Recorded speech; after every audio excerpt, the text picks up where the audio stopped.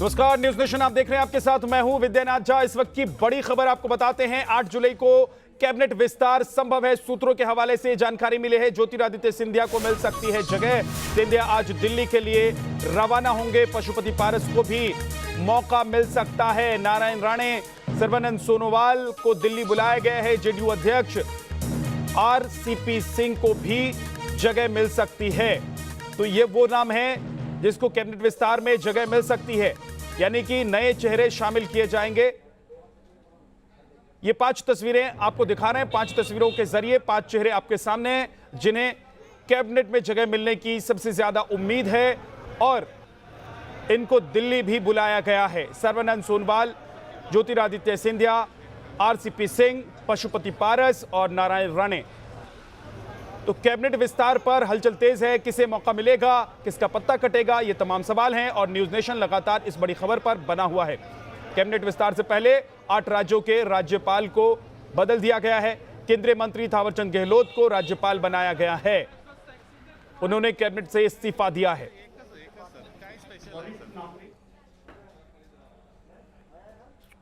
Cabinet विस्तार जल्द होने की उम्मीद है और जो बड़ी बातें हैं कैबिनेट विस्तार को लेकर वो हम आप तक पहुंचा रहे हैं। ज्योतिरादित्य सिंधिया को जगह मिल सकती है। ज्योतिरादित्य सिंधिया दिवस दौरा रद्द कर दिया है उन्होंने, वो दिल्ली पहुंचेंगे। सर्बानंद सोनोवाल को भी दिल्ली बुलाया गया है। सूत्रों के हवाले से जानकारी मिली है।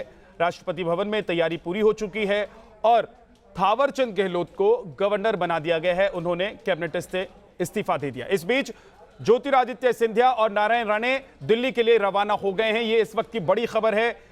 ज्योतिरादित्य सिंधिया जो कांग्रेस से बीजेपी में शामिल हुए, मध्य प्रदेश से अब उन्हें दिल्ली में बड़ी जगह देने के लिए दिल्ली बुलाया जा रहा है और नारायण राणे भी रवाना हो गए हैं। विकास चंद्रा हमारे साथ जुड़ गए हैं, सीधे उनका रुख करते हैं। विकास, कौन कौन से नाम हैं जिनको शामिल किया जा सकता है मंत्रिमंडल में, क्योंकि अब तो कुछ ही घंटे बाकी रह गए हैं? देखिए विद्यानाथ, एक प्रधानमंत्री नरेंद्र मोदी की अपनी कार्यशैली है और उस कार्यशैली में जब तक प्रधानमंत्री नरेंद्र मोदी अपना पत्ता खुद नहीं खोलते हैं तब तक कयास ही लगाए जाते हैं, अटकलें ही लगाई जाती हैं। और काफ़ी पहले से अटकलें लगाई जा रही थी कि मंत्रिमंडल का विस्तार होगा और कौन कौन से चेहरे उसमें शामिल होंगे। अब थोड़ी जाकर की स्थिति साफ हो गई है और जो तिथि सामने आई है वो 8 तारीख की है कि 10:30 से लेकर के और 11:15 के बीच में, यानी 11:45 तक शुभ मुहूर्त है गुरुवार को।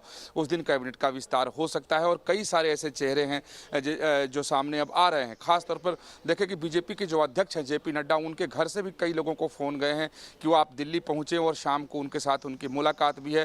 जैसा कि नारायण राणे हैं वो भी आ रहे हैं, सर्बानंद सोनोवाल आ रहे हैं दिल्ली, ज्योतिरादित्य सिंधिया जो नाम आपने बताए हैं। अगर और भी नामों की बात की जाए तो दिल्ली से अगर बात करें तो मीनाक्षी लेखी का भी नाम आ रहा है, भूपेंद्र यादव का नाम है, जो बीजेपी के मीडिया प्रभारी अनिल बलूनी है उनका भी नाम आ रहा है, मध्य प्रदेश के राकेश सिंह है उनका नाम आ रहा है। सबसे बड़ी एक चौंकाने वाली नाम जो सामने आ रही है वो है लद्दाख के सांसद जो हैं जामयांग सेरिंग नामग्याल का, वो उनका नाम भी आ रहा है क्योंकि उसके जरिए अंतर्राष्ट्रीय मैसेज मोदी देना चाहते हैं कि लद्दाख का व्यक्ति भी उनके कैबिनेट में शामिल है। अगर बिहार की बात करें तो उधर से सुशील कुमार मोदी या जो बीजेपी के वहाँ अध्यक्ष हैं अभी, उस दोनों में से कोई एक व्यक्ति, जो संजय जायसवाल वहाँ के अध्यक्ष हैं, उस दोनों में से किसी एक को शामिल किया जा सकता है। लेकिन इसमें कुछ बड़े जो मंत्री हैं जिनके ऊपर कार्यभार ज़्यादा है, जिनके पास एक से ज़्यादा मंत्रालय हैं, उनके भार को भी कम किया जा सकता है। मसलन अगर प्रकाश जावड़ेकर का नाम ले, रविशंकर प्रसाद, पीयूष गोयल, नरेंद्र सिंह तोमर, निर्मला सीतारमण, इनके पास एक से ज़्यादा मंत्रालय हैं तो इनके भार भी कम किए जा सकते हैं। युवा चेहरे इस वक्त इस मंत्रिमंडल विस्तार में ज़्यादा देखने को मिलेंगे। कुछ परफॉर्मेंस के आधार पर जो बताया जा रहा है कि कुछ एक मंत्री ड्रॉप भी हो सकते हैं। लेकिन जो सबसे बड़ी बात है कि जो चुनावी राज्य हैं उसको संतुष्ट करने की कोशिश की जाएगी। उत्तर प्रदेश से 3 से 4 के आसपास मंत्री बनाए जा सकते हैं और सबसे बड़ी बात कि क्षेत्रीय और जातीय संतुलन जो है इस मंत्रिमंडल विस्तार में देखने को विद्यानाथ मिल सकता है। ठीक है विकास, ये भी बताइए कि बिहार से जेडीयू और एलजेपी के खाते से किन लोगों का नाम चल रहा है?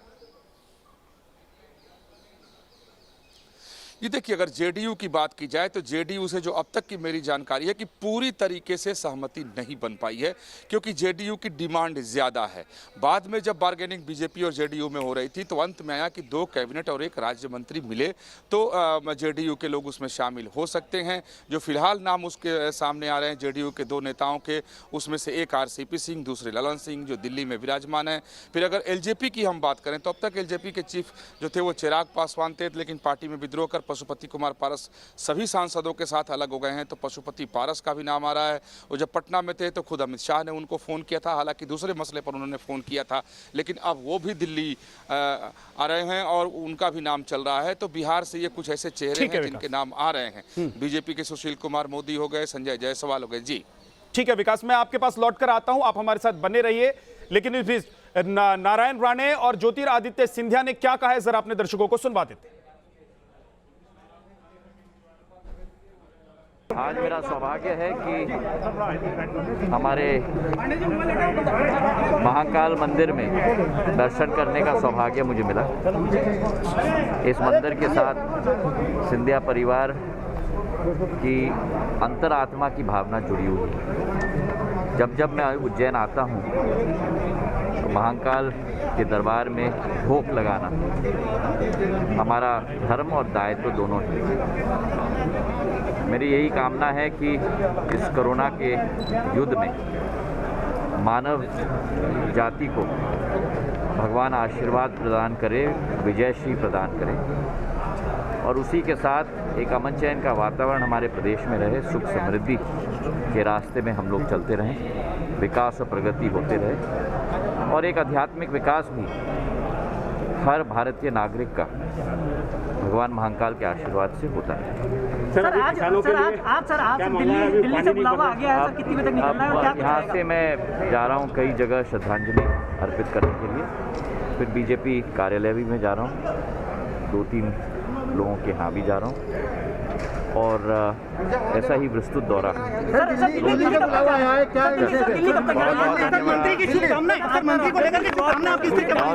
बहुत बहुत धन्यवाद, मुझे निकलने दीजिए। सर क्या लगता है कि आपको एक कैबिनेट का भी दर्जा देने का ऐसा सोच? बारे में मैं कुछ नहीं कह सकता हूँ, मैं पहुँचने के बाद मुझे जानकारी मिलने के बाद मैं कहूँगा।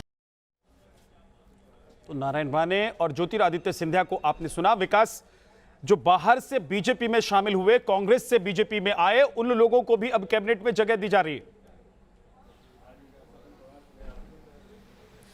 जी देखें, अगर ज्योतिरादित्य सिंधिया की बात करें तो ज्योतिरादित्य सिंधिया को ये मध्य प्रदेश में बीजेपी की सरकार बनवाने का एक पारितोषिक, एक इनाम मिलेगा, क्योंकि जिस तरीके से कमलनाथ सरकार के खिलाफ ज्योतिरादित्य सिंधिया ने मोर्चा खोला और फिर अब बीजेपी में शामिल हुए। तो उज्जैन का दौरा था, उज्जैन का दौरा हो गया है, मैं दिल्ली जा रहा हूँ, अगले हफ्ते दोबारा दौरा, मैं दिल्ली जा रहा हूँ, दौरा समाप्त करके मैं दिल्ली जा रहा हूँ। बहुत बहुत धन्यवाद। शाम को बैठा के वहाँ पर भी आप मुझे अभी कोई सर मध्य प्रदेश को नए गवर्नर मिले। हाँ, मैं हमारे नए राज्यपाल को भी मैं बधाई देना चाहता हूँ। बहुत उनका एक अनुभव भी रहा और हमारे वर्तमान के महान व्यक्तित्व के धनी थावरचंद गहलोत जी को भी मैं दिल के गहराइयों से बधाई देना चाहता हूँ।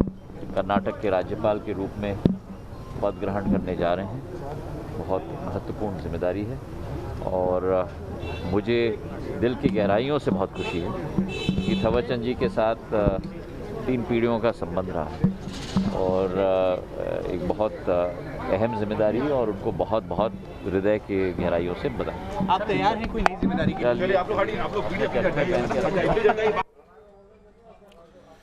विकास, आपकी आवाज बीच में काटनी पड़ गई थी क्योंकि ज्योतिरादित्य सिंधिया निकल रहे थे और वो जो कह रहे थे वो सीधा हम अपने दर्शकों तक पहुंचा रहे थे। विकास, सवाल यही है जो मैंने आपसे पूछा था कि जो लोग कांग्रेस से बीजेपी में शामिल हुए उनको भी अब कैबिनेट में शामिल करके बीजेपी की तरफ से क्या संदेश देने की कोशिश हो रही है।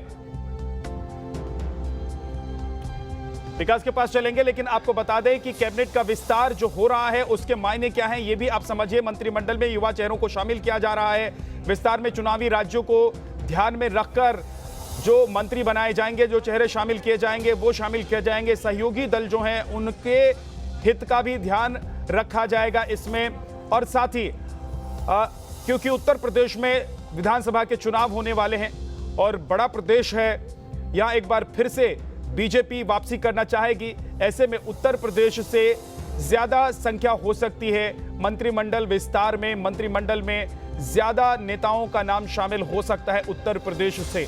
लेकिन एलजेपी की तरफ से भी नेता को बुलावा भेजा गया है। अब सवाल यह है कि क्या पशुपति पारस को कैबिनेट में शामिल किया जा रहा है और क्या वो कैबिनेट मंत्री बनने जा रहे हैं। और ऐसे वक्त में जब चिराग पासवान और उनके चाचा के बीच अनबन चल रही है, पार्टी किसकी है, अध्यक्ष कौन होगा, इस बात को लेकर हमने देखा कि लड़ाई हुई और पशुपति पारस इस बीच दिल्ली आ रहे हैं, उन्हें दिल्ली बुलाया गया है। तो क्या वो कैबिनेट में शामिल होंगे। आरसीपी सिंह जेडीयू के अध्यक्ष हैं, उनको भी शामिल किया जा सकता है। सर्बानंद सोनोवाल असम के पूर्व मुख्यमंत्री, कैबिनेट में उनको भी जगह मिल सकती है। नारायण राणे को भी जगह मिल सकती है, महाराष्ट्र से आते हैं नारायण राणे, बड़े नेता हैं महाराष्ट्र के, कैबिनेट में उन्हें शामिल किया जा सकता है। और कैबिनेट विस्तार से पहले की जो तैयारी है वो लगभग पूरी हो चुकी है। राष्ट्रपति भवन में 8 जुलाई को केंद्रीय कैबिनेट का विस्तार हो सकता है, उससे पहले हलचल तेज है। और इन सब के बीच जानकारी ये भी है कि कई ऐसे चेहरे होंगे जो आपको चौंका भी सकते हैं। लद्दाख के सांसद को भी कैबिनेट में शामिल किया जा सकता है, जैसा कि हमारे सहयोगी विकास चंद्रा बता रहे थे। और इसके जरिए एक संदेश देने की भी कोशिश होगी कि चाहे वो देश का कोई भी इलाका हो, किसी भी दूर दराज के इलाके से प्रतिनिधित्व करते हुए नेता आते हों, उनको कैबिनेट में जगह मिलती है और वो अपने इलाके तक विकास को पहुंचाते हैं। विकास चंद्रा हमारे साथ जुड़ गए हैं एक बार फिर से। विकास, एक तो पशुपति पारस का जो नाम है, अगर उन्हें दिल्ली बुलाया गया है तो ये नाम चौंका रहे, क्योंकि ऐसे वक्त में पशुपति पारस दिल्ली आ रहे हैं जब चिराग पासवान और उनके चाचा पशुपति पारस के बीच में लड़ाई चल रही है कि पार्टी किसकी है, अध्यक्ष कौन है। दूसरी बड़ी बात यह है, लद्दाख के बारे में आप बता रहे थे कि लद्दाख से सांसद आते हैं, उनको भी कैबिनेट में जगह मिल सकती है। जी बिल्कुल, अगर पशुपति कुमार पारस की आप बात करें तो देखिए, प्रधानमंत्री नरेंद्र मोदी और बीजेपी की तरफ से ये बार बार कहा जाता है कि वो अपने सहयोगियों को नहीं छोड़ते हैं और एलजेपी जो है उनकी सहयोगी है। बेशक बिहार विधानसभा चुनाव में अलग करके चिराग पासवान ने चुनाव लड़े थे, लेकिन केंद्र में उन्होंने अपना गठबंधन जारी रखा था। लेकिन अब परिस्थिति बदल गई है। अब चिराग पासवान के खेमे में और पशुपति पारस के खेमे में एलजेपी बढ़ चुकी है। दोनों लोग दावा कर रहे हैं कि असली पार्टी उन्हीं के पास है। लेकिन हकीकत यह है कि जितने भी सांसद उनके हैं, 6 में से 5 वो पशुपति पारस के साथ में, इस समय नेता पशुपति है, उनको मिल चुकी है। तो ऐसी बनाया जाएगा और इसकी जानकारी भी मिल रही है और इस बात के संकेत भी मिल रहे हैं। दूसरा सवाल है कि अगर लद्दाख के सांसद जो युवा सांसद हैं उनकी बात सामने आ रही है और लद्दाख की राजनीति भौगोलिक स्थिति अलग है और वहां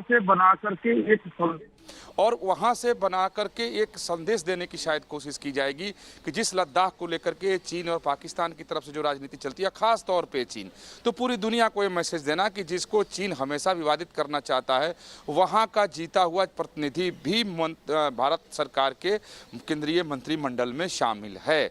तो एक ही, जैसा मैंने पहले जब चर्चा हो रही थी तो मैंने कहा कि क्षेत्रीय और जातीय समीकरण को संतुलित करने की भी कोशिश इस मंत्रिमंडल विस्तार से प्रधानमंत्री नरेंद्र मोदी जरूर करेंगे।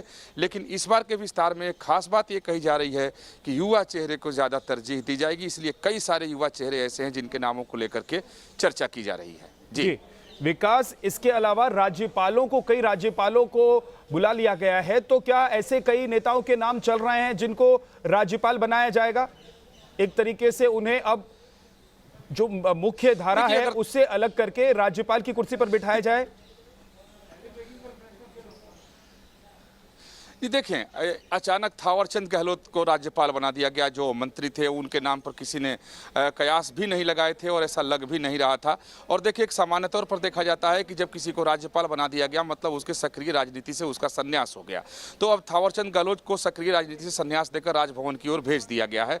इसका सीधा सा एक अर्थ है कि बीजेपी में एक बड़े चेहरे के तौर पर, खास तौर पर वो दलित के चेहरे के तौर पर बहुत बड़े नेता थे, पार्लियामेंट्री बोर्ड सदस्य थे। तो अब एक चीज सामने आ रही है कि अगर थावरचंद गहलोत को मंत्रिमंडल से हटाया गया है, राज्यपाल बनाया गया है, तो किसी न किसी एक दलित चेहरे को भी स्थान जरूर इस मंत्रिमंडल विस्तार में मिलेगा, ताकि वो स्थिति भी संतुलित हो सके।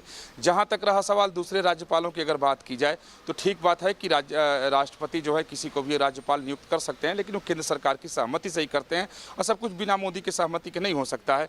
तो ऐसी स्थिति में जो चर्चाएं अब तेज हुई हैं कि कोई एक और ऐसा व्यक्ति मंत्री है जिसे राज्यपाल बनाया जाना है, तो राज्यपालों की नियुक्ति का सीधा सा अर्थ है कि उनको अब सक्रिय राजनीति से अलग किया गया और उनके जगह पर किसी युवा चेहरे को लाया जाएगा। दूसरी बात कि बीजेपी में आपने देखा होगा कि एक उम्र के तकाजे को भी प्रधानमंत्री नरेंद्र मोदी ने तय किया है, जिसके तहत सबसे पहले अगर कोई हटाए गए थे मंत्रिमंडल से तो वो कलराज मिश्रा हैं कि उनकी उम्र ज्यादा हो गई है, 75 साल को आप प्राप्त होने वाले हैं, तो आपको राज्यपाल बनाया जाता है। जी, तो एक विकास को भी मैं रोक रहा हूं, कर रहे हैं। दूसरा कुछ ही सेकंड के लिए मैं आपको रोक रहा हूं। इस बीच जो बड़ी खबर आ रही है वो ये कि सर्बानंद सोनोवाल दिल्ली पहुंच गए हैं, उन्हें दिल्ली बुलाया गया है, मंत्री बनाए जा सकते हैं। इसकी पूरी उम्मीद है 8 जुलाई को मोदी कैबिनेट का विस्तार जो होने वाला है, सूत्रों के जरिए जो जानकारी है उसके मुताबिक हम आपको बता रहे हैं कि सर्बानंद सोनोवाल दिल्ली पहुंच चुके हैं और कैबिनेट में उन्हें जगह मिल सकती है। विकास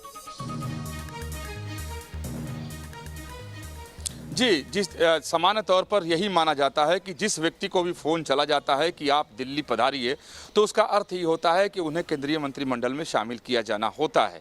हालांकि कई बार ऐसा भी देखा गया है कि जब कुछ वरिष्ठ व्यक्ति हैं या जिसको बनाया जाना होता है, किसी कारणवश उसे अगर मंत्रिमंडल में स्थान नहीं दिया जा सकता है तो उसे भी दिल्ली बुला करके उसे संतुष्ट किया जाता है। लेकिन तमाम लोगों को फ़ोन गए हैं और ख़ासतौर पर पार्टी के जो अध्यक्ष हैं JP नड्डा, उनके घर से भी फ़ोन गया है और बहुत सारे नेताओं को फ़ोन गया जिन्हें दिल्ली बुलाया गया है और साथ ही उन्हें यह भी कहा गया है कि आकर के वो पार्टी अध्यक्ष JP नड्डा से मुलाकात करें। JP नड्डा हिमाचल में थे, शाम तक वो दिल्ली पहुंच रहे हैं और शाम को दिल्ली पहुंचने के साथ ही उनके मुलाकातों का दौर शुरू हो जाएगा। यानी जो लोग दिल्ली आ रहे हैं वो JP नड्डा के पास जाएंगे और उनसे मुलाकात करेंगे। तो सामान्य तौर पर आज तक यही देखा गया है कि जो लोग भी दिल्ली बुलाए जाते हैं, जब मंत्रिमंडल का विस्तार होता है तो सारे चेहरे उसमें शामिल होते हैं। विद्यानाथ, ठीक है विकास, आप हमारे साथ बने रहिए। ये बड़ी खबर लगातार हम अपने दर्शकों को बता रहे हैं। एक बार फिर से बता देते हैं कि मोदी कैबिनेट का विस्तार होने जा रहा है और इस विस्तार में कई नाम शामिल हो सकते हैं, कई नए चेहरे शामिल हो सकते हैं। जैसा कि मेरे सहयोगी विकास बता रहे हैं कि कुछ अभी मंत्री ऐसे हैं जिनके ऊपर एक से ज्यादा मंत्रालय का प्रभार है,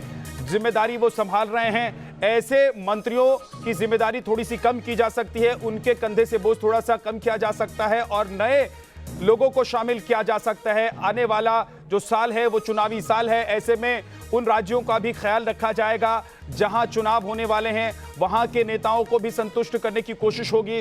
दूसरी तरफ अभी तक जो सहयोगी रहे हैं या फिर जो बाहर से आए हुए नेता हैं, जो दूसरी पार्टी से बीजेपी में शामिल हुए हैं, बड़े चेहरे हैं, बड़े नेता हैं, उनको भी कैबिनेट में जगह मिलेगी।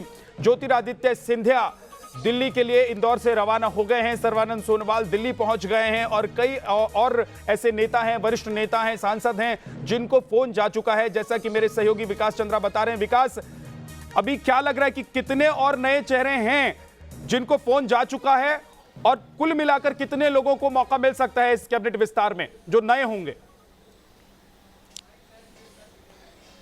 ये देखिए, मोदी जैसा मैंने पहले कहा कि उनकी कार्य पद्धति बिल्कुल अलग है।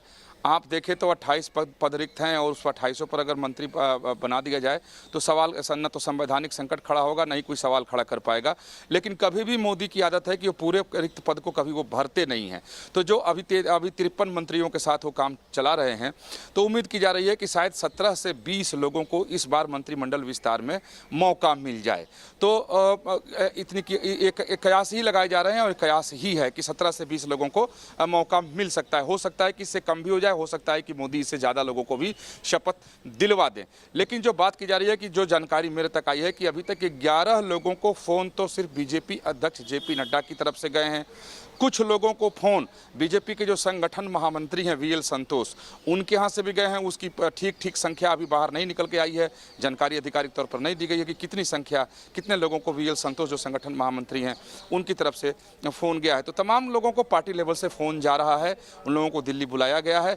तो लेकिन कुल मिलाकर के जो अंदाज़ा लगाया जा रहा है, जितने लोगों को फ़ोन जाने की बात की जा रही है, उससे ही आंकड़ा बैठता है कि 17 से 20 लोगों को मंत्री इस बार बनाया जा सकता है। इस बीच विकास, एक और जानकारी ये मिली है कि चिराग पासवान ने कहा है कि अगर पशुपति पारस को मंत्री बनाने के लिए बुलाया गया है तो वो पार्टी से निकाले जा चुके हैं और इस बात की जानकारी उन्होंने प्रधानमंत्री नरेंद्र मोदी को चिट्ठी लिखकर दे दी है।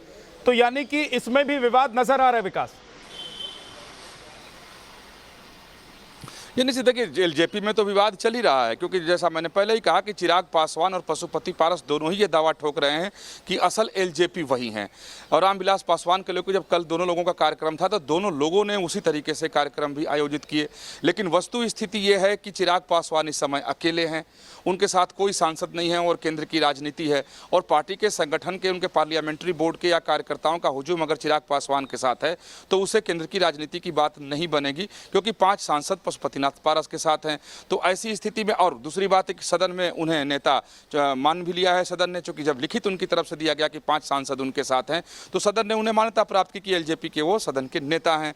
तो ऐसी स्थिति में जहां से जो सदन के मान्यता प्राप्त अगर वो नेता हैं तो फिर सीधी सी बात है कि गठबंधन में कंसीडर उनको किया जाना चाहिए। यही शायद यही वजह है कि पशुपतिनाथ पारस ही तैयार होकर के दिल्ली आए हैं और उन्हीं को मंत्री बनाया जा सकता है। लेकिन चिराग पासवान ने उनको पार्टी से निकाल दिया। सही बात है, क्योंकि जब पशुपतिनाथ पारस ने विद्रोह किया और अपने को अलग किया उस समय अध्यक्ष चिराग पासवान ही थे, तो उनको यह अधिकार था कि वो पार्टी से लोगों को निष्कासित कर दें। पासवान के लिए बड़ा सेटबैक हो जाएगा, क्योंकि बिहार चुनाव के दौरान वो ये कह रहे थे, चिराग पासवान बिहार चुनाव के दौरान ये कह रहे थे कि उनके दिल में प्रधानमंत्री नरेंद्र मोदी बसते हैं और अगर पशुपति पारस, जिन्हें वो अपनी पार्टी में मान तक नहीं रहे हैं, अगर उनको मंत्री पद दिया जाता है तो फिर उनके लिए एक बड़ा सेटबैक होगा। देखिए, राजनीति में व्यक्तिगत संबंधों के लिए अपना एक अलग स्थान है, लेकिन जहां तक राजनीति और संख्या की राजनीति की अगर बात आ जाए तो सीधी सी बात है कि लोग संख्या को ही देखेंगे और संख्या की तरफ ही जाएंगे। और फिलहाल संख्या जो है वो पशुपतिनाथ पारस के पास है। विकास, एक छोटा सा ब्रेक हमें लेना पड़ेगा। विकास, आप हमारे साथ बने रहिए, इस बड़ी खबर पर आप नजर बना के रखिए। एक छोटे से ब्रेक के लिए हम रुक रहे हैं, फौरन वापस लौटें।